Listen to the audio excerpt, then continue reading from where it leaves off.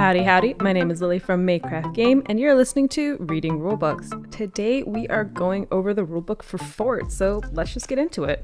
Overview. 2 to 4 players, 20 to 40 minutes, ages 8 and up. You're a kid, and like many kids, you want to grow your circle of friends, grab a bunch of pizza and toys, and build the best fort. Naturally, by doing this cool stuff, you'll score victory points, and at the end of the game, the player with the most victory points is the winner. Fort is a deck-building game with a twist. Your cards not only let you take actions on your turn, but also let you follow the other player's actions on their turns. Will you devote yourself to your own posse or copy what the other kids are doing? Keep an eye out though. If you don't actually use all the cards in your hand, the other players will get a chance to nab them. After all, if you don't play with your friends, why should they hang out with you anymore? Basic setup. Play this for your first game as you learn the cards and actions. 1. Determine the starting player and seating order randomly. Give the first player card to the starting player. 2. Collect supplies of all 30 pizza tokens and 30 toy tokens. 3. Each player takes a player board and 2 best friend kid cards, marked star to the left of the kid's name, listed on the back of their player board, and the score marker and fort level marker matching their board color. Return the rest of these pieces to the box. 4. Each player places their score marker on the 0 space of the victory track and their fort level marker on the 0 space of their fort level track on their player board. 5. Place the macaroni sculpture card next to the victory track. 6. Shuffle all 11 made-up rule cards and deal them into a face-down stack equal to the number of players plus 1. Return the rest to the box. 7. Shuffle all 9 perk cards and deal them into a face-up row equal to the number of players plus 1. Return the rest to the box. 8. Shuffle all 60 kid cards into a face-down park deck, placing it near the victory track. Deal 3 kid cards from the park deck into the park below the victory track, making a face-up row. 9. Each player draws 8 kid cards from the park deck. Players may look at their own cards. 10. Each player shuffles their 8 kid cards with their 2 best friend kid cards to form their own face-down deck. 11. Each player draws 5 kid cards from their own deck. From now on, kid cards will simply be called cards. Advanced setup. After your first game, draft your starting cards instead of drawing them. Replace step 9 of basic setup with this. Each player draws 8 kid cards from the park deck. Simultaneously, each player looks at their cards, not best friends, and keeps 1 card of their choice face down in front of them. Once every player has chosen a card, each player passes their unchosen cards to the player to their left. Do this 8 times in total, keeping 1 card each pass until each player has kept 8 cards. You cannot pass cards that you kept in an earlier pass. See page 3 of the rulebook for the example setup for 2 players. Card anatomy. A. Suit. This can be found to the top left of the card. Every card has 1 of 6 suits or the wild coin suit. Some cards show 2 of the same suit or mix 1 suit with the wild coin suit. The suits are as follows: red, skateboard; yellow, shovel; orange, glue; green, squirt gun; teal, crown; blue, book; all 6 colors, coin, which can be treated as any suit. B. Public action. This can be found in the top box on the right-hand side of the card. The action in this box can be followed by other players. Basically following means that they can discard a card matching the suit of this card to copy its public action. You'll learn more about this later. C. Private action. This box can be found below the public action box. The action in this box cannot be followed by other players. D. Best friend icon. Each player starts with 2 best friends, which is marked with a star to the left of their name. You'll never lose your best friends unless you choose to use specific actions, while other cards might get nabbed by other players. Cards in Fort have many actions, which you will learn more about gradually. If you want to learn about a specific action immediately though, you can reference pages 12 to 14 in the rulebook. E. Nickname. This can be found on the bottom of the card. It's just that, a nickname. Player board anatomy. A. Yard. This can be found at the top of your player board. Cards you do not use are placed here face up at the end of your turn. B. Lookout. This can be found on the top left of your player board. Some actions let you add cards here from your hand. It can hold cards up to your fort level +1. They cannot be replaced or removed. C. Stuff. This can be found in the top right box of your board. When you gather pizza or toy tokens, collectively called resources, they will go in your stuff. You can hold up to 4 of each. D. Pack. This can be found in the middle on the left-hand side of your player board. Some actions let you add resources here from your stuff. Your pack can hold resources up to your fort level +1. E. Fort level. This is the box found in the bottom left of your board. Your fort level starts at 0. Its level will score you victory points at the end of the game and boost your pack and lookout capacity. F. Cost to increase fort level. This is indicated by the hexes in between the circles indicating the level on your fort level track. Whenever you increase your fort level, you must pay the resources shown here from your stuff, pack, or both. Blue is toys, orange is pizza, and white is either. G. Prompt to gain card. This can be found on the little flag icon underneath a fort level. When you reach fort level 1, 2, or 5, you get a made-up rule, perk, or macaroni sculpture, which we'll talk about a little later. How to play. Fort is played in a series of turns, starting with the first player and going clockwise around the table until the game ends. The player taking the current turn is called the leader. The leader's turn has 5 phases in the following order: 1. Cleanup, 2. Play, 3. Recruit, 4. Discard, 5. Draw. The leader completes all of these steps, then ends their turn. In this chapter, U refers to the leader except where noted otherwise. Phase 1. Cleanup. Let's see which friends are sticking around. Skip this phase during your first turn. Discard all cards in your yard, the area above your player board, placing them face down in your discard pile to the right of your player board. Phase 2. Play. Playtime. You'll play 1 card and use one or both of its actions, and the other players might follow your action. Play 1 card from your hand. This is called the played card. If you cannot or choose not to play a card, you may skip this phase and continue to the recruit phase. Use one or both actions. You may use the card's public action, private action, or both in either order. You must finish one action before starting the other action. You may add suits to improve some actions. If an action on your played card shows an X sign followed by a suit icon, you may improve it by playing more cards showing that suit. These are called added cards. You may also add any matching suits shown on cards in your lookout. You cannot use the action on the added cards. Example: the leader, Eleanor, plays Bug and uses his public top action to get pizza equal to shovels. To improve Bug's action, she adds the moles for 2 shovels. She also adds 1 shovel from her lookout. With her total of 4 shovels, she gains 4 pizza tokens and adds them to her stuff. She could have just added the second shovel from her lookout to get 3 pizza, but if she hadn't played the moles, then they would have been kicked out to her yard later in her turn. She doesn't want that. Then she uses Bug's private bottom action. Score victory points equal to fort level. She scores 1 point because her fort level is 1.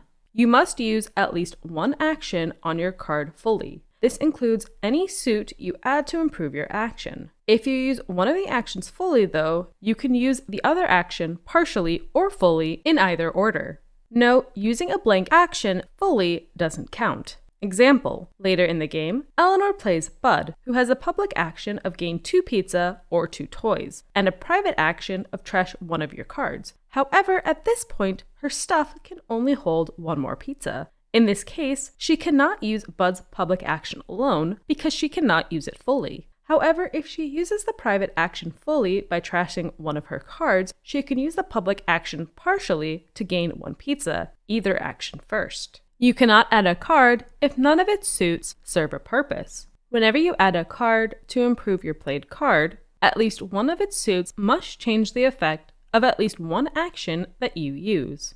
Example: Muhammad plays Doodles and uses the private bottom action fully. He also wants to use the public top action. He wants to add 1 card with glue and 1 more with coin/crown, using the wild as glue. However, he can only hold 2 more toys in his stuff. So adding both of those cards doesn't do anything different from adding just one of them. Because of this, he can add either of these cards, but not both. Following the leader. After the leader resolves their card, the other players, in turn order, may follow the public action on the leader's played card. Doesn't matter whether the leader used the public action or not. These players are called followers. In this section, you refers to followers. To follow the leader's public action, you must discard one card from your hand with a suit matching their played card. Limitations. You cannot discard more than one card. You cannot discard a card in your lookout. You must use the action in full. Specific situations. If the leader played a coin card, the leader declares its suit, which is the suit you must discard to follow the leader. If the leader gathered a choice of toys or pizza, you must gather the chosen resource. If the leader chose to get 2 pizza, for example, you must get 2 pizza.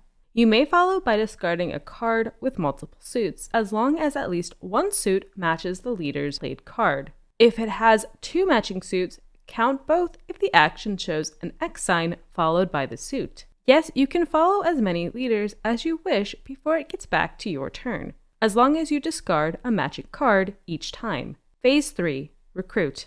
Time to make a new friend! Maybe you'll take someone else's? You must recruit one card, placing it in your discard pile. You may recruit in one of 3 ways. 1. Take any card from the park. Immediately draw a new card from the park deck to replace it.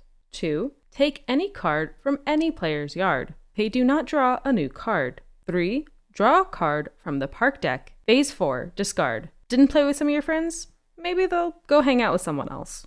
Discard all your played cards, added cards, and any best friend cards left in your hand into your own discard pile. Do not discard from your lookout. Discard piles are face up and public information. Then place any cards left in your hand into your yard face up and facing away from you. Rivals may recruit them until your next cleanup phase. Phase 5. Draw. Your old friends show up to play again. Draw 5 cards from your own deck. If you cannot draw a card because your deck is empty, shuffle your discard pile to form a new deck and continue drawing. This is the only time you draw cards in Fort. You do not draw cards if you discard a card to follow, for example. Fort level. Each player has a fort which starts at level 0. You can increase your fort level by 1 with the advanced fort action, spending the resources listed between your current level and the next level. At level 0, your lookout can hold up to 1 card and your pack can hold up to 1 resource. Each level lets you hold 1 more card in your lookout and 1 more resource in your pack. When you reach level 1, privately choose a made-up rule card from the central stack and put it in front of you face down. Your made-up rule will score you points at the end of the game. When you reach level 2, choose a face-up perk card from the central row and put it in front of you. Some perks have persistent effects that you will have for the entire game, while other perks can be used once per game. When you reach level 5, take the macaroni sculpture card unless another player already has it. This triggers the end of the game, and it scores you 4 victory points at the end.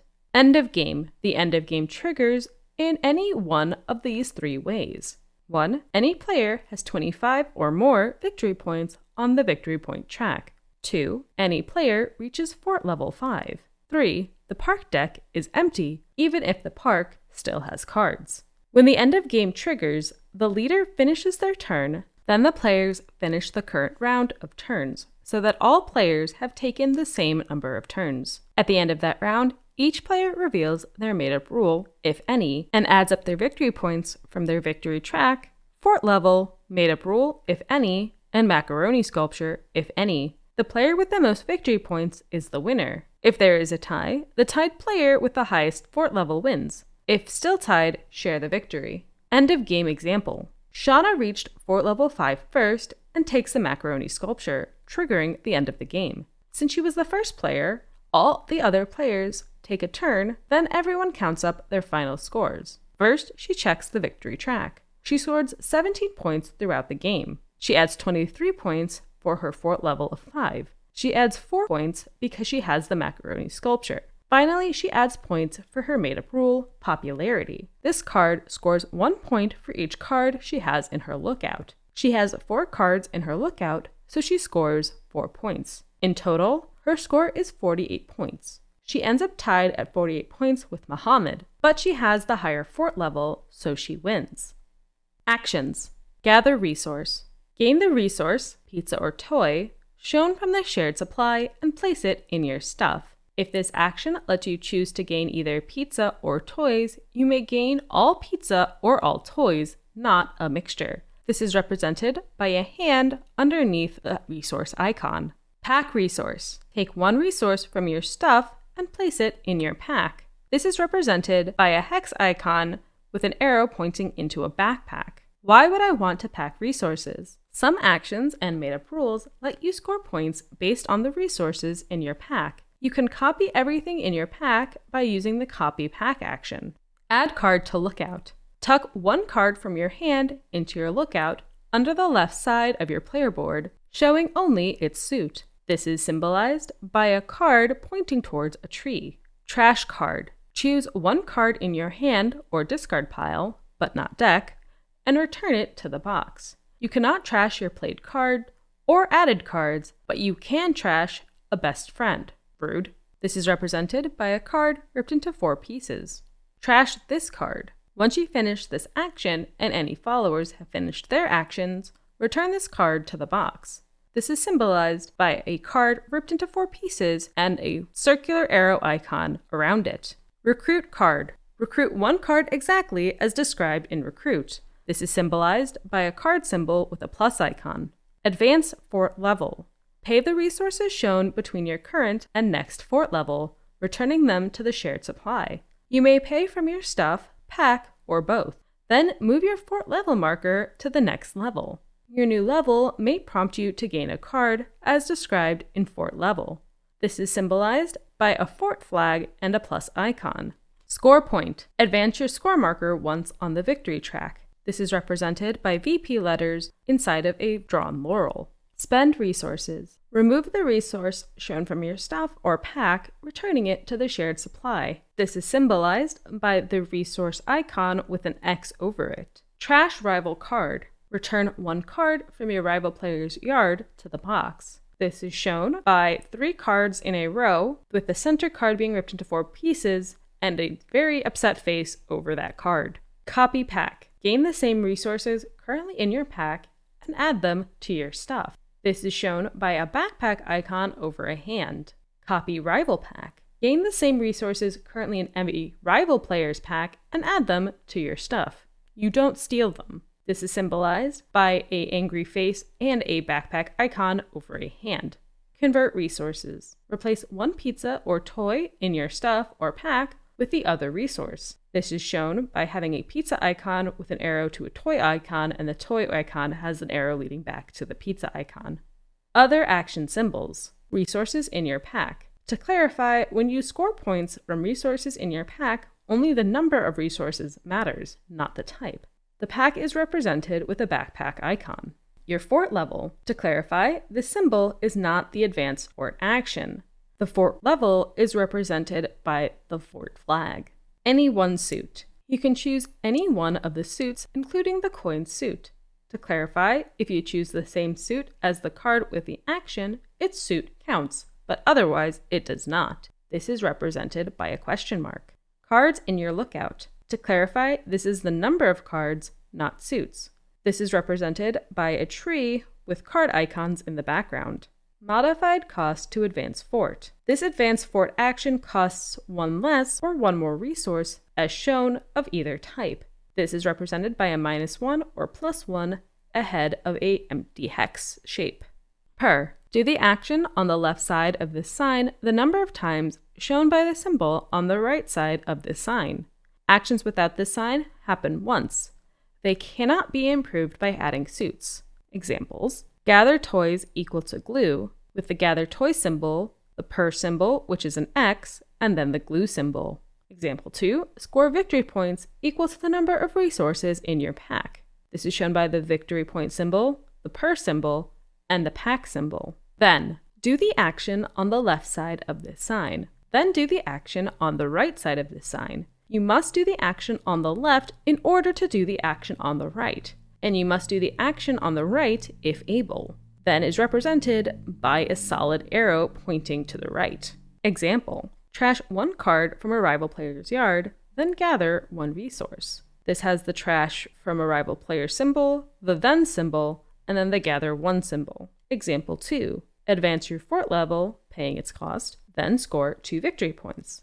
This has the advance fort level symbol, the then symbol, and then 2 victory point symbols. Parentheses. Parentheses contain a group of actions and symbols. When a group is multiplied by a per sign, do everything inside the parentheses the number of times shown by the symbol on the right side of the per sign. Example, recruit 1 card, then gather 1 toy, equal to squirt guns. Each time you must recruit in order to gather the toy. So this has the recruit act symbol, the then symbol, the gain toy symbol, surrounded by parentheses, then the per sign times the squirt gun symbol. Example 2.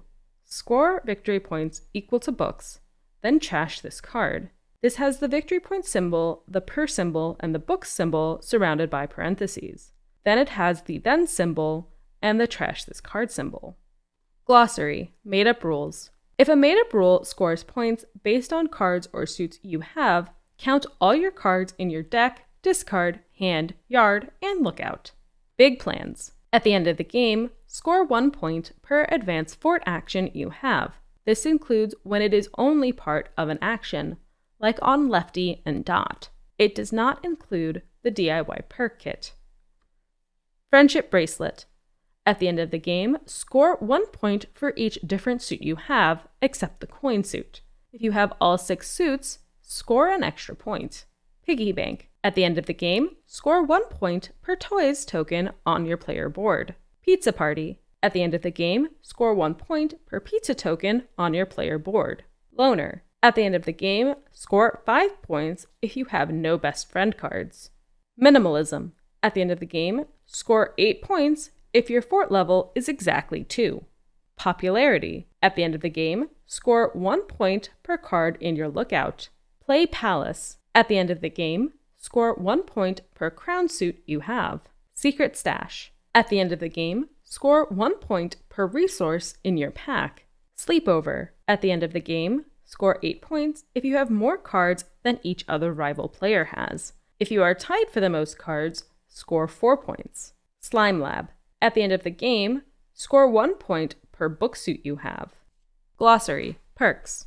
Birthday party. At the end of your recruit phase, you may recruit another card from the park or park deck, but not a rival player's yard. Bribe. On your turn, whenever you use the add card to lookout action, you may add a card from the park deck, or any yard instead of your hand. You may still choose to add from your hand. Copycat. Whenever you follow, you may discard up to 2 cards instead of 1 card, using the matching suits of both cards. DIY. On your turn, instead of playing a card, you may trash this card to use the advance fort action, spending 1 more resource, either pizza or toys, than normal. This action cannot be followed. Do-over.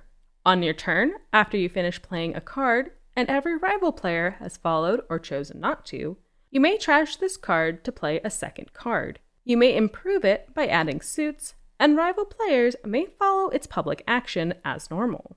Recycling. Any time on your turn, you may trash this card to take a card from your discard pile and add it to your hand.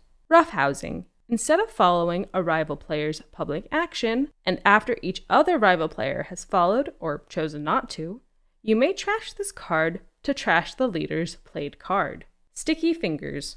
On your turn, whenever you use the pack resource action, you may take the resource from the shared supply instead of your stuff, in any combination if you use the action multiple times. XXL backpack. Your pack can hold 2 extra resources. And that is it for the Fort Core rulebook. But we have an expansion. So let's do the Cats and Dogs expansion. You begged and pleaded with your parents, and finally, it's time to get a pet. This expansion to Fort adds 2 modules, dogs and cats. You can use one or both. Playing the dogs module. Dogs are loyal. If you play one, it will, usually, go stay in your doghouse. But they're fussy. You can only play a dog if you meet its needs. Neglect a dog, and it'll wander off. At the end, whoever has the most dogs in their doghouse scores 7 points. Shuffle all 18 dog cards. Each player takes the doghouse board of their player color. To make their starting deck, each player draws 5 kid cards, not 8, and 3 dog cards, and adds their 2 best friends. Return all of the unused dogs to the box. In the advanced setup, draft the 3 dog cards and 5 kid cards, not best friends, together. Otherwise, set up as normal. Using dogs. At the start of your turn, dogs in your yard go to the discard pile of the player to your left, not to your own discard pile. Instead of playing a kid on your turn, you can play a dog if you fulfill its needs shown above the dotted line on its action box. A dog's action cannot be followed. Many dogs need you to add suits or cards. As normal, you can add from your hand and look out, and cards added from your hand will get discarded. For some dogs, you can only add from your hand. You must declare coins you add as other suits, but they can be the same suit or different. Example, you play Barkley, who needs you to add 2 different suits from your hand that are not crowns. You have some cards in your lookout, but you cannot play them to Barkley. Instead, you add 2 copies of Puddin', which has a coin and a crown as her icons. Treating the 2 coins as book and shovel, you use Barkley's action and tuck him under your doghouse. Just like a kid, you can discard a dog to add its suit to your own action or to follow the leader. Dogs discarded in this way go to your own discard pile. Dogs remaining in your hand go to your yard during the discard phase, and dogs can be recruited. Unlike kids, dogs cannot be trashed or put into your lookout. No animal cruelty.